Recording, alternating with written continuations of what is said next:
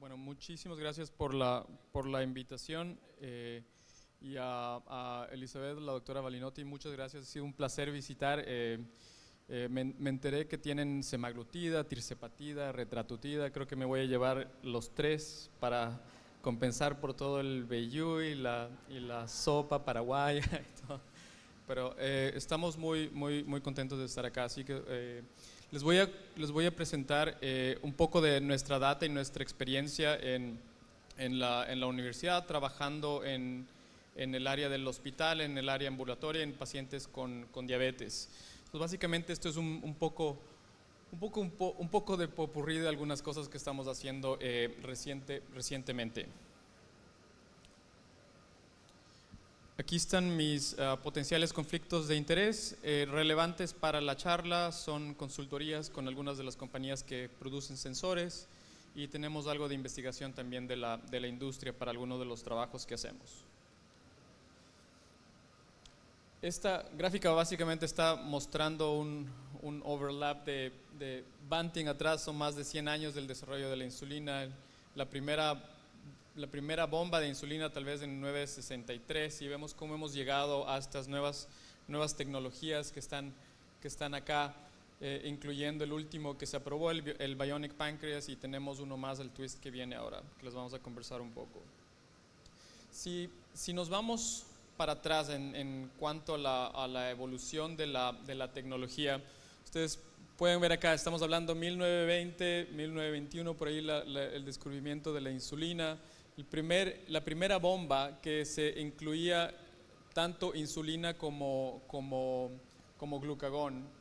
Obviamente no es portátil, pero es una primera idea. Y recién en los 80s, Medtronic saca la primera bomba. Recién en los 90s tenemos los primeros sensores, pero a partir de la última década el crecimiento y la producción de todas estas tecnologías está explotando y tenemos un sinnúmero de bombas y de sensores que vienen en camino, y esto es a nivel global.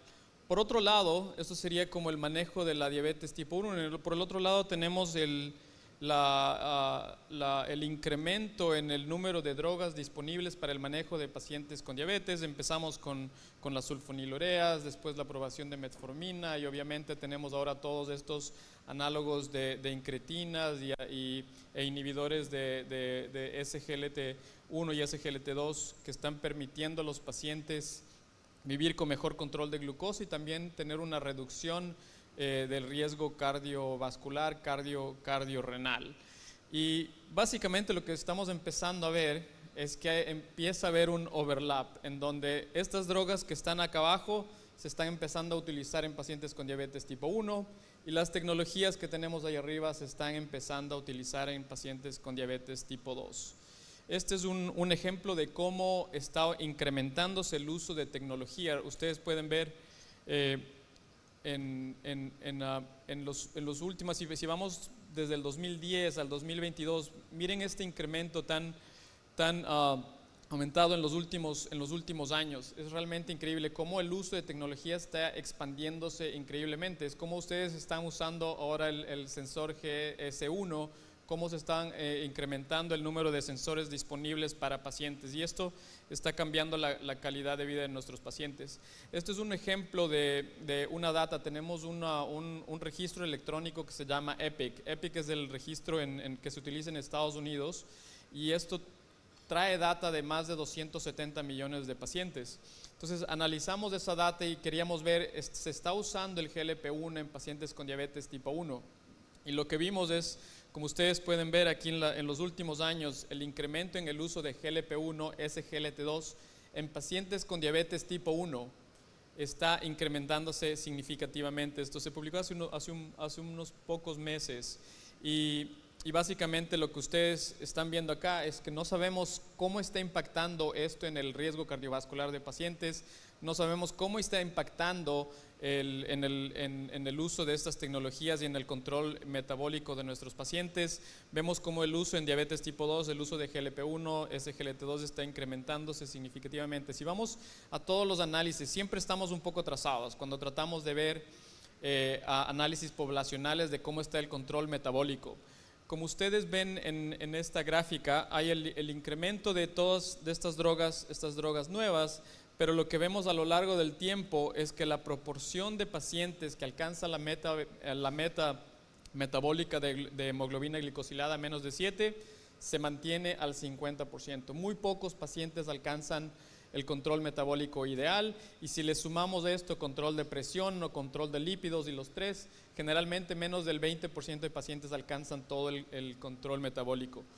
Lo que yo creo es que ojalá en unos pocos años vamos a empezar a ver una mejoría en esto, porque eso es lo que estamos viendo en las clínicas. Los pacientes están empezando estas nuevas drogas, están normalizando los niveles de hemoglobina glicosilada.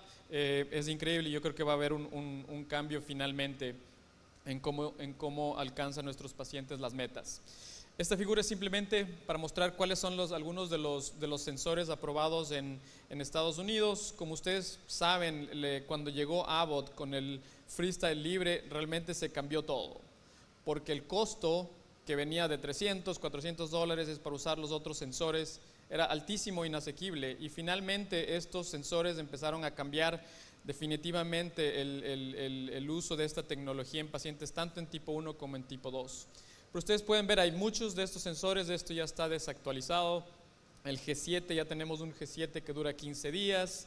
Hay uno nuevo aprobado de Medtronic también, el Eversense, que se puede usar ahora hasta incluso 24 meses. Y los de Libre tienen el Libre 2 Plus o el Libre 3 Plus, que se pueden utilizar ahora con diferentes bombas, tanto de Tandem como de Omnipod o el de iLet del Bionic Pancreas. Entonces se está empezando a ver toda esta simbiosis entre estos sensores.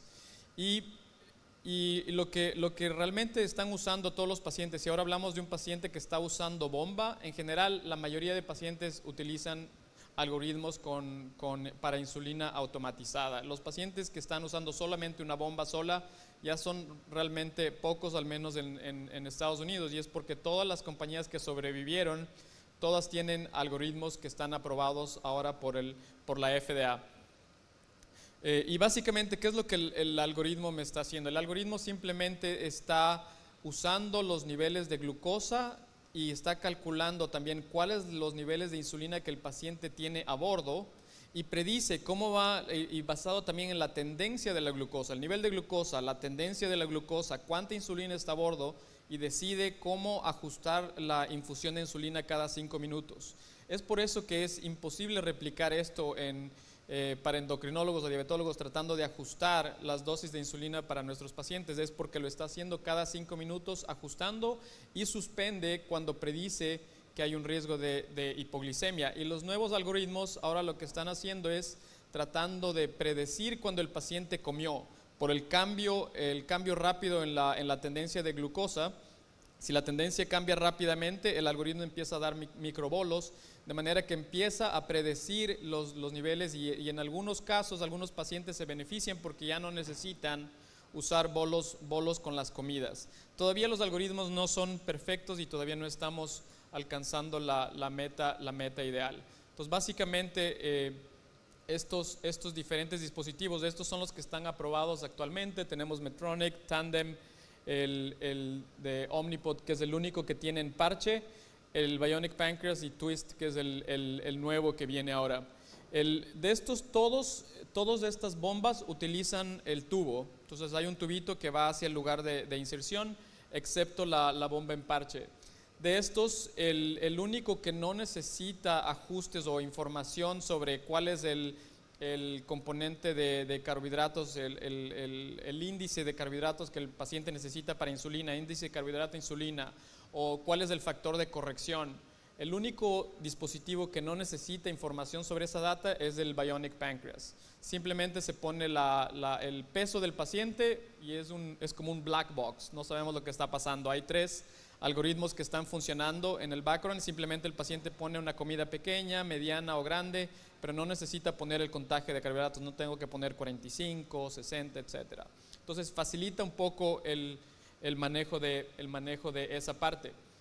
Y como ustedes pueden ver, algunos de estos empiezan a ser compatibles tanto con los sensores de Abbott o los sensores de Dexcom. Y acá en la parte de abajo, no sé si alcanzan a ver, pero lo que se puede ajustar en estas en general son la meta. Yo le puedo cambiar a la meta, puedo tal vez empezar, si tengo miedo que el paciente me va a hacer hipoglicemias, puedo empezar con una meta de 150. Pero si quiero ser más agresivo, le puedo poner una meta más baja y empezar con 110. Quiero que el algoritmo funcione para que el paciente tenga una glucosa de 110 en la mañana. Y esos se pueden ajustar de acuerdo al riesgo. Y podemos ajustar el índice de carbohidratos, las correcciones, la tasa de insulina basal cuando el paciente cambia a asa abierta, el tiempo de la insulina activa. Esos son los principales ajustes que se pueden hacer en estas bombas. Y cuando vemos cómo es el impacto de esta tecnología en comparación con cualquier otra estrategia de manejo, siempre la insulina automatizada es superior contra lo que sea. Y este es solamente un ejemplo de esto. Es insulina automatizada comparando contra pacientes que usaban bomba sin algoritmo de insulina automatizada. Y en general, todos los estudios consistentemente muestran que el uso de estas bombas con algoritmos aumentan, en comparación con lo mejor que había, al menos un 10% del tiempo en rango.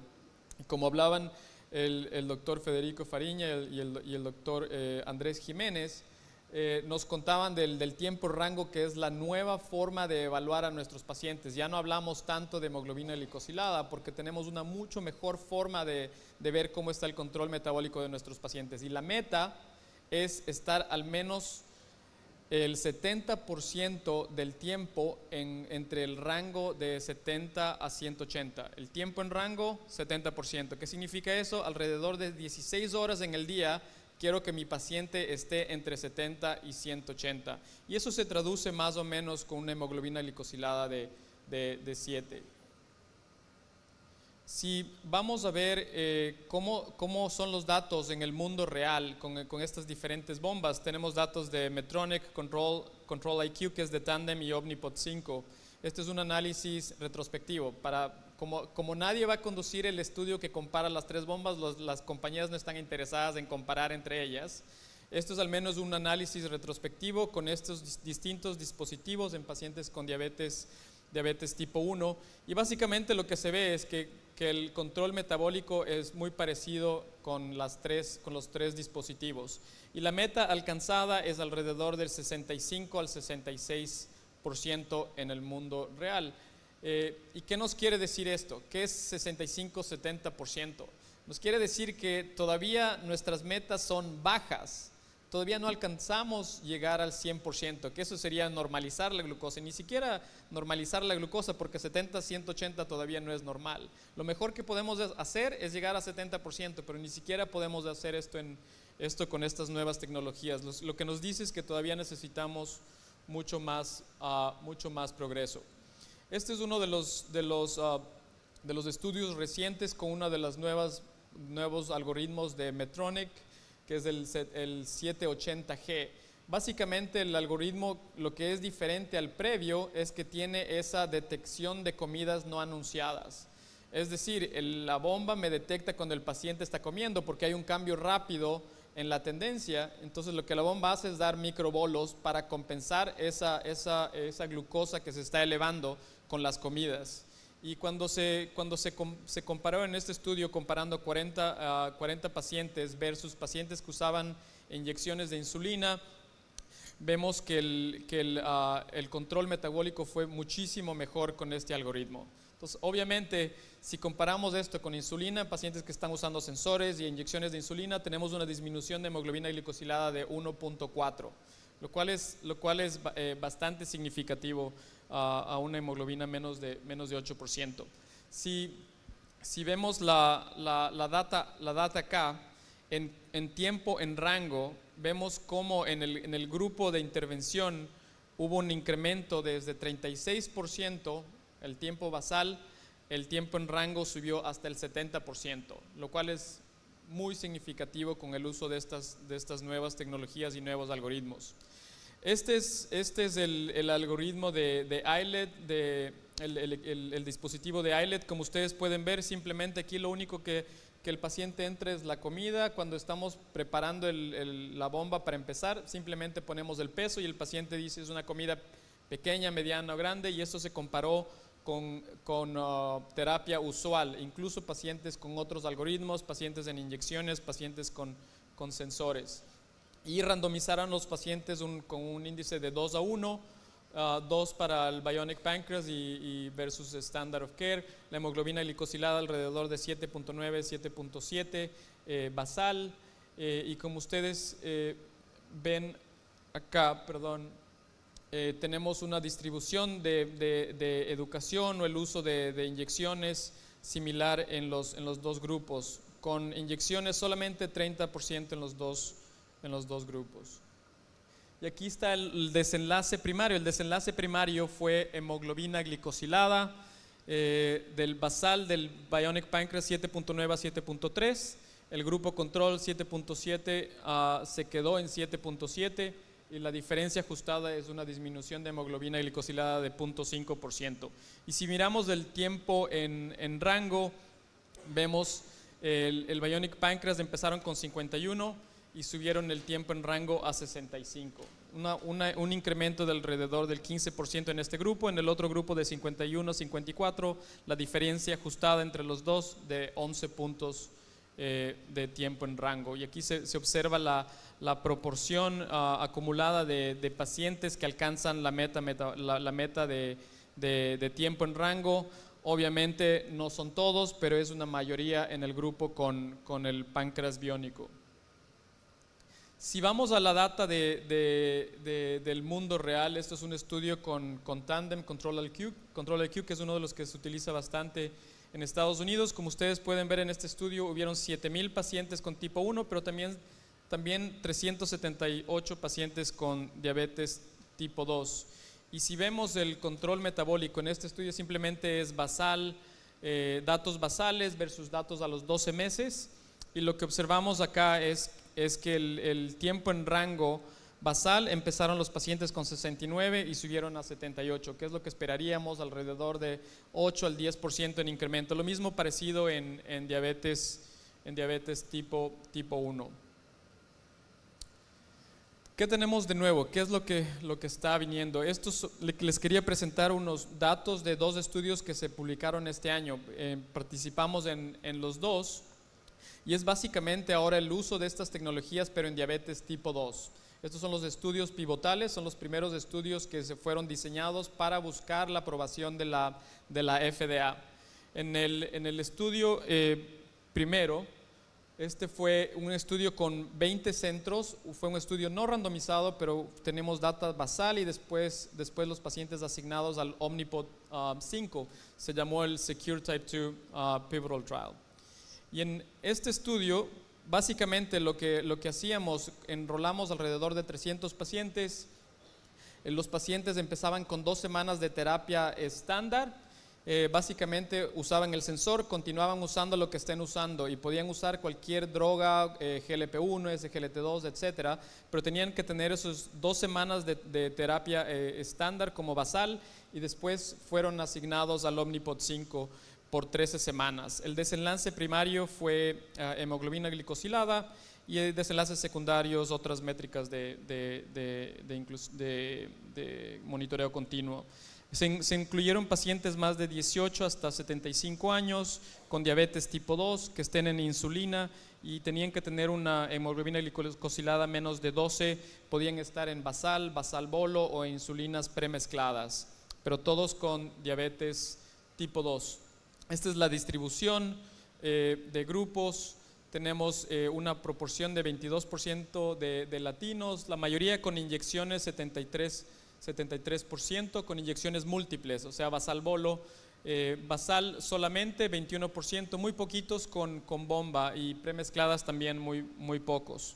Alrededor del 55% usaban GLP-1.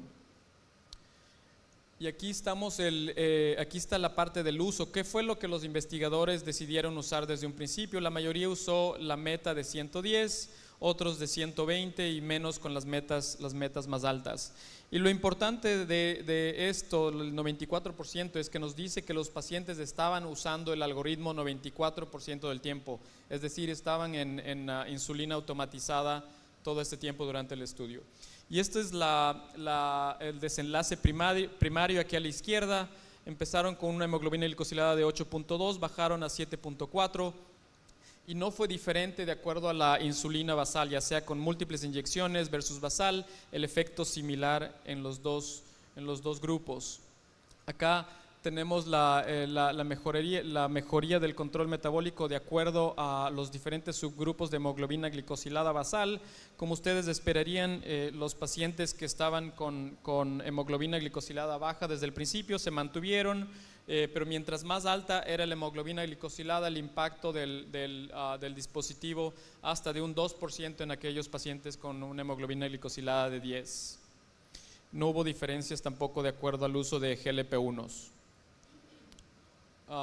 Y esto es simplemente mostrando el incremento del tiempo en rango de 45 a 66%, un incremento del 20% en tiempo en rango y también una disminución del 20% en el tiempo en hiperglicemia más de 180, sin diferencias en hipoglicemia, y una reducción, es la misma gráfica acá. Hubo algo de incremento de peso, como ustedes imaginarán. Los pacientes que tienen hemoglobinas glicosiladas más de 10% generalmente están catabólicos, perdiendo peso. Con el uso de la tecnología aumentaron de peso, particularmente los grupos con niveles de hemoglobina glicosilada más alta, pero no se vio esto en los otros pacientes con hemoglobinas más bajas. Y también hubo una mejoría en los scores de estrés, una reducción en el estrés de diabetes. Son algunas de las métricas que se utiliza ahora en los estudios. En este otro estudio, este es el segundo dispositivo que recibió aprobación por la FDA, es de Tandem, también en pacientes con diabetes tipo 2, un estudio de diseño similar, pero en este sí hubo un grupo control, lo cual nos permite hablar de causalidad.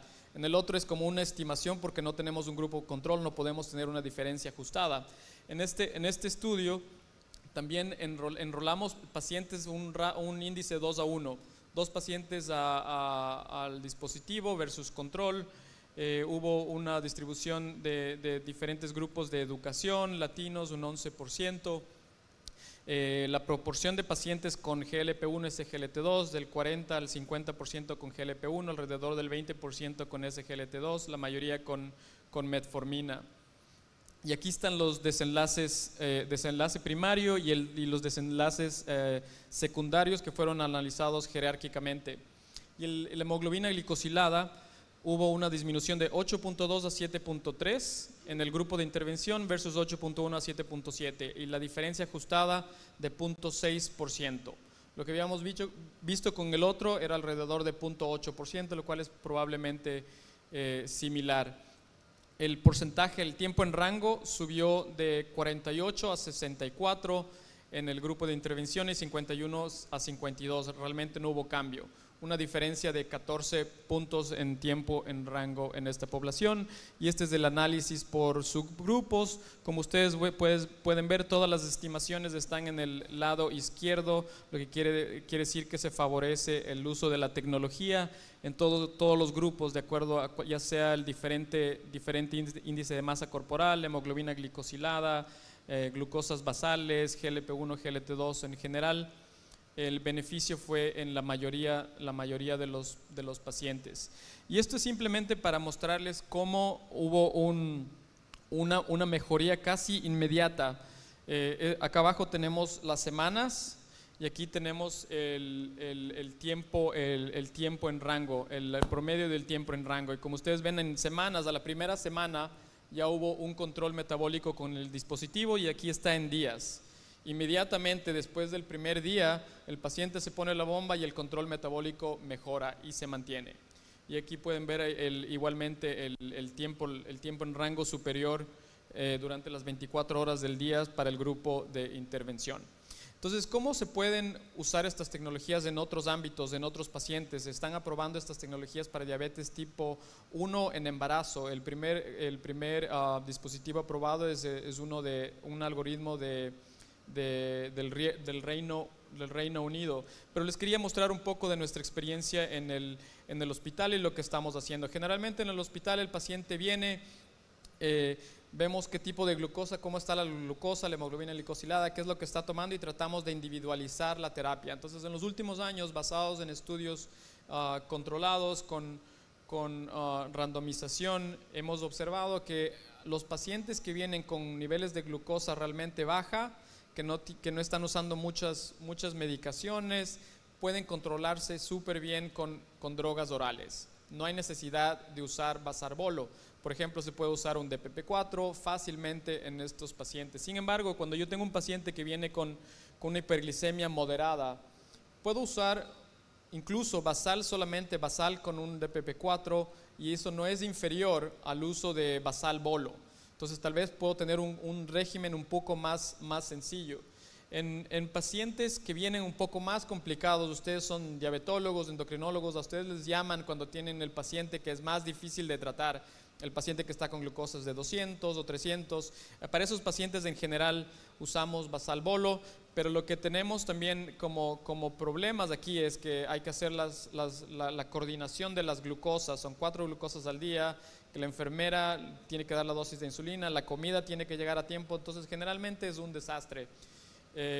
Y en el caso de la terapia intensiva usamos infusión continua de insulina en la mayoría de los casos, en los pacientes más críticos, en pacientes con cetoacidosis igualmente usamos esto, y finalmente terminamos con algún régimen de esto. Pero lo que tenemos de problema es obviamente los pinchazos de glucosa para el paciente, y además de esto en la terapia intensiva el pinchazo cada hora es un montón de trabajo para las enfermeras, para poder ajustar las dosis de insulina. Y en el caso de los pacientes más difíciles de tratar, que generalmente no son incluidos en los estudios clínicos, tenemos a los pacientes con diabetes tipo 1, a los pacientes que están usando esteroides, a los pacientes que están con nutrición enteral, parenteral, son los más difíciles de tratar. Entonces, estas son las áreas en donde necesitamos mejorar. ¿Qué tenemos de data sobre la precisión de los sensores? Estos son datos prospectivos de observación en pacientes hospitalizados con diabetes. Se puso un sensor y se comparó el sensor contra la glucosa capilar. Y en este estudio se observa que ya sea durante las primeras 12 horas, las primeras 24 horas, no fue mayormente diferente que la correlación durante toda la estadía hospitalaria con el sensor, y vemos que la mediana de la diferencia relativa entre el sensor y la glucosa capilar es alrededor del 12.8%, 12.6%, creo que fue el final. Básicamente diciéndome que estos sensores son relativamente precisos, es decir, que están leyendo tal vez un poco más arriba, 10 puntos más arriba, 10 puntos más abajo, 10, 15 puntos, lo cual consideramos relativamente aceptable. Y además lo que vimos es que no hubo diferencia en pacientes con insuficiencia renal. Sí observamos un poco en pacientes con anemia con una hemoglobina de menos de 7, hubo un poco menor precisión en ese grupo. Cuando analizamos en conjunto con colegas de Nueva York los datos de terapia intensiva, el anterior fue en no intensiva. En terapia intensiva observamos también que la correlación entre el sensor y la glucosa capilar era bastante buena. Es decir, tenemos esta tecnología que parece ser aceptable. Nuevamente, yéndonos para atrás, tenemos este desarrollo de estas tecnologías, el desarrollo de los sensores, de las bombas, pero tenemos también el desarrollo de telecomunicaciones, internet, aplicaciones, etcétera. De manera que todas las compañías están creando diferentes aplicaciones o plataformas en donde podemos visualizar la data. Como ustedes bajaron la aplicación hoy día de Sibionics, básicamente para el GS1, lo mismo existe para todos los diferentes dispositivos. Hay una aplicación para seguir al paciente, la aplicación del paciente. Hay una aplicación diferente para que los familiares del paciente puedan seguir a su familiar. y tenemos las plataformas en donde tenemos la data integrada para poder analizar y ajustar las dosis. Entonces, básicamente tenemos todas estas diferentes tecnologías integradas, lo cual nos permite monitorizar a los pacientes remotamente. Y uno de los datos iniciales es del grupo de Elías Spanakis en Maryland, en donde usaron un protocolo en donde había una tableta en la estación de enfermería con un protocolo para una glucosa menos de 80, una alerta a la enfermera para intervenir y prevenir hipoglicemia. Entonces lo que hicieron fue randomizar a pacientes con alto riesgo de hipoglicemia, pacientes mayores, adultos mayores, pacientes con insuficiencia renal, historia de hipoglicemia, y básicamente los randomizaron al monitoreo continuo de glucosa remoto versus el grupo control. Y básicamente lo que encontraron es que en este grupo de alto riesgo hubo una disminución del número de eventos por paciente, tanto de menos de 70 como menos de 54. En otro estudio en California, en Scripps, de Adi Fordman, utilizaron una estrategia similar, pero lo que tienen allá es un sistema centralizado de monitoreo remoto. Entonces básicamente el paciente está usando el sensor y en este sistema, cuando la persona que está viendo la telemetría encuentra un problema, llaman a la enfermera para que la enfermera intervenga. Entonces básicamente en este estudio randomizaron a 53 pacientes a terapia usual versus monitoreo continuo remoto con tiempo real, y básicamente lo que encontraron en este estudio fue una disminución moderada de la glucosa de 212 a 191, y más que todo lo que se observó aquí es una disminución del tiempo en glucosas más de 250. Pero lo que es interesante es que el control metabólico en esta población fue bastante pobre. Al final terminaron el grupo de intervención con 25% en rango, cuando la meta es 70%. Entonces realmente nos dice que el uso de esta tecnología tal vez puede servir para disminuir hipoglicemia, pero para mejorar el control metabólico todavía nos queda mucho trabajo. Y eso es lo que observamos también en un estudio más reciente, el promedio de glucosa de 180, el tiempo en rango alrededor de 25, 46, 54%, en otro estudio que hicimos con insulina glargina similar. Este es un estudio más reciente que se presentó en la ADA, y es un estudio que se llamó TIGHT. Y en este estudio lo que tratamos de hacer es ¿por qué no usamos sensores para tratar de tener un control metabólico mucho más ajustado? Queremos que nuestros pacientes estén controlados entre 90 y 130. Y comparamos esto con la glucosa capilar, con la terapia usual.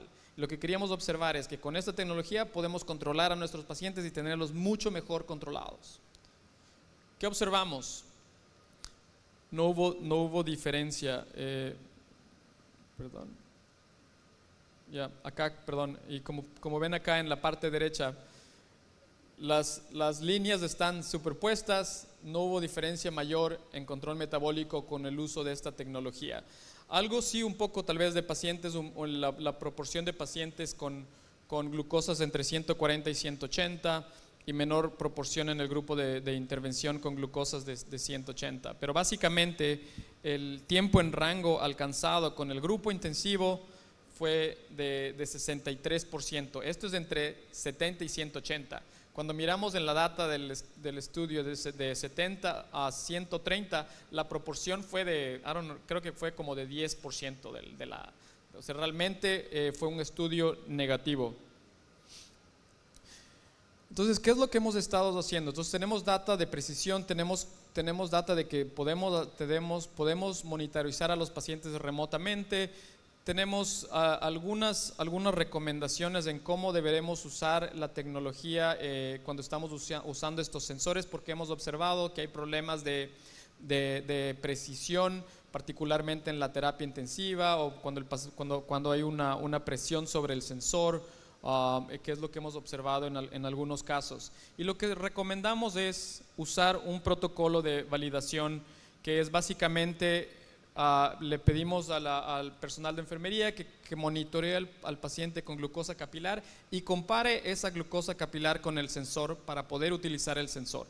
Si la glucosa capilar es de 200, El 20% superior es 240, 20% inferior es 160. Si el sensor está dentro de ese rango del 20% de la glucosa capilar, decimos que el sensor puede ser utilizado para el manejo en el hospital. Y eso es lo que hemos usado en protocolos en la terapia intensiva. Al principio usamos una medición cada hora. Cuando confirmamos que hay validación, podemos empezar a usar el protocolo ya sea cada 4 o cada 6 horas usando el sensor para ajustar las dosis de insulina en vez de usar la glucosa capilar cada hora. Entonces esto disminuye un montón el trabajo para el personal de enfermería, y cuando les preguntamos en general en nuestras entrevistas, la aceptación es muy alta. ¿Cómo llegamos allá? Estos son datos de cuando tuvimos en COVID, empezamos a utilizar estos sensores, como teníamos el teléfono afuera del cuarto del paciente, las bombas de insulina afuera y el monitoreo remoto, y básicamente un protocolo para tratar de mejorar el manejo en la terapia, porque si ustedes recuerdan, durante la pandemia, si tenían pacientes en terapia, era muy poco probable que nadie esté en infusión continua de glucosa. Todos estaban con inyecciones y chequeábamos la glucosa tal vez 2 veces al día. Había mucho miedo. Entonces básicamente pusimos este protocolo que incluyó el sistema de validación, y podíamos monitorizar a nuestros pacientes remotamente, y las enfermeras podían usar el sensor para hacer los ajustes de insulina sin necesidad de entrar a hacer el pinchazo. Y lo que observamos en los primeros pacientes, en azul está el sensor, en verde están la glucosa capilar o arterial, y básicamente empezamos a ver que hay problemas en algunos ratos. Le movemos al paciente, hay compresión, o el paciente tiene un dispositivo de hipotermia, o le estaban bañando al paciente. Al principio, nuestro primer paciente tuvo un arresto cardíaco, le pusimos el sensor, al siguiente día tuvo un arresto cardíaco. Vimos cómo la glucosa bajó abruptamente cuando hay pérdida de la perfusión. Entonces nos empezamos a asustar, hay pérdida de la perfusión, tenemos alarma, el paciente está en un arresto cardíaco, entonces hay que llamar a la enfermera, y eso es lo que empezamos a ver. Entonces me parece que uno de estos pacientes, este paciente de acá, vimos el azúcar bajándose, llamamos a la enfermería, el paciente se está muriendo, algo le está pasando, y es porque le están cambiando de posición al paciente, y el paciente no, le estamos bañando, el paciente está bien, está estable. Pero básicamente lo que está mostrando esto es que tenemos problemas en algunos ratos, por lo cual necesitamos monitorizar con glucosas capilares todavía. Entonces todavía no está lista la tecnología para reemplazar. Y hay algunos protocolos en donde están empezando a calibrar, es decir, cada día yo puedo medir la glucosa y calibrar el sensor para estar seguro de que esté en el rango deseado.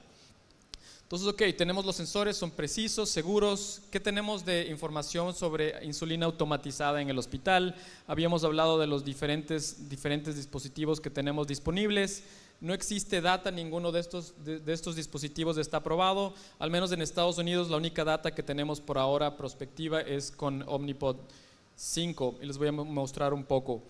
Estos son datos del grupo de Hovorka de la Universidad de Cambridge, en donde randomizaron a pacientes al algoritmo de ellos que se llama CAM-APS, y mostraron un beneficio en el control metabólico en el paciente hospitalizado con diabetes tipo 2. Vemos la infusión de insulina, tenemos un mejor control metabólico, aumento del tiempo en rango. Este es un análisis de una colega, ustedes tal vez la conozcan, Ana María Gómez, en Colombia. Tiene un grupo grande de pacientes con Medtronic. Analizó los datos de pacientes hospitalizados, ya sea con el algoritmo anterior, el algoritmo nuevo, y ellos alcanzan un control metabólico si continúan el dispositivo en el hospital. Vienen al hospital, son hospitalizados y continúan el dispositivo, el control metabólico es alrededor del 76 al 79%. Como ustedes veían, en diabetes tipo 2 alcanzamos 25 al 50% con el monitoreo continuo de glucosa. Con la bomba tal vez alcanzamos del 70% con algunos de estos dispositivos.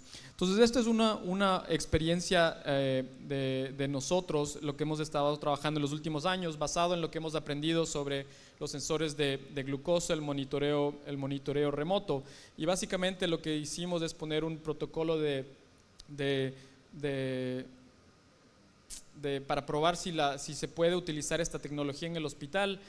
Trabajamos con colegas de Stanford y la Universidad de Virginia y fuimos a la FDA para pedir autorización para hacer el estudio. Nos dijeron pueden empezar con un grupo limitado de pacientes, tienen que medir la glucosa al menos 6 veces al día y después si logran hacer eso y demostrar que no hay problemas pueden bajar a 4 veces al día. Entonces eso fue lo que hicimos con nuestros pacientes. En este caso es el ejemplo de lo que se utilizó en el primer estudio de la Universidad de Cambridge. Vemos la bomba con el tubo, el sensor, poca movilidad para el paciente. Para nosotros nos parece mucho más conveniente usar una bomba que sea desechable, que no tenga tubo, donde hay más seguridad. No tengo que estar limpiando la bomba para cambiar de un paciente a otro. El costo es mucho menor y podemos dar bolos remotamente. Este fue como el diseño del estudio.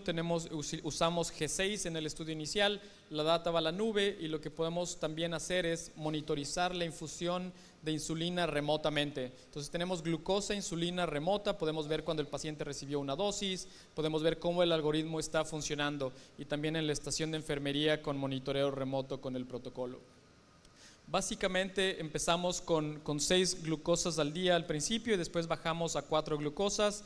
El protocolo que habíamos iniciado en la terapia intensiva en nuestro hospital se aplicó a todos los hospitales en Stanford y en la Universidad de Virginia y empezamos a enrolar pacientes. Este es simplemente un ejemplo de una paciente con diabetes tipo 1 en donde empezamos antes del manejo. Tenemos la data de la paciente tratada con múltiples dosis de insulina. Ustedes pueden ver las diferentes dosis de insulina basal y diferentes dosis de insulina rápida, la variabilidad extrema de glucosa.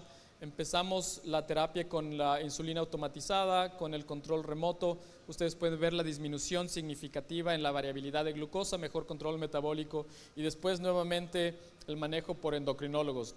Ustedes pueden ver los ajustes cada día tratando de subir o bajar las dosis de glucosa. Realmente no es ideal. Y esta es una muestra del control metabólico de todos los pacientes asignados. Tenemos como mostraban antes Javier y Federico, la mediana es donde está la glucosa. Ustedes pueden ver que la mediana está dentro de 70 a 180 en la mayor parte del tiempo y pueden ver la mejoría es bastante rápida, particularmente cuando se cambia el primer parche. El primer parche aprende de la data total diaria de insulina y cuando se cambia el parche tenemos un algoritmo un poco más agresivo que sabe cómo funcionar un poco mejor en el paciente. ¿Cómo se compara esto con los datos europeos? Los datos alrededor del 65-70% con el algoritmo CAM-APS. Nosotros observamos un 68% en tiempo en rango que se compara y parece ser superior con lo que se ha visto con monitoreo continuo de glucosa. Y básicamente lo que estamos haciendo ahora, tenemos un estudio randomizado, empezamos a enrolar en enero, estamos enrolando rápidamente en los 3 centros, tenemos como más de 45 pacientes y ojalá terminemos en diciembre y vamos a tener datos preliminares. Y básicamente lo que estamos haciendo es el mismo approach, pero estamos usando el G7 que es más preciso en el hospital y tenemos la esperanza de que va a ser muy superior al control de glucosa con el monitoreo continuo. El grupo control no es terapia USAL, es terapia con el monitor continuo de glucosa que supuestamente es lo mejor que hay hasta ahora. Entonces, para terminar, simplemente decirles que la tecnología para diabetes continúa desarrollándose y ofrece opciones interesantes, no solo para diabetes tipo 1, se está expandiendo a otras poblaciones y hay un interés muy grande en tratar de mejorar. No les presenté datos ahora de los dispositivos que tienen glucagón. En Europa se están empezando a utilizar y parece que es incluso mejor. Como decíamos, aquí 70% es lo mejor que deberíamos alcanzar, el paciente está controlado, pero si ustedes piensan 70% no es normal, no es ideal para nuestros pacientes. Y con eso quería terminar. Muchas gracias por la atención.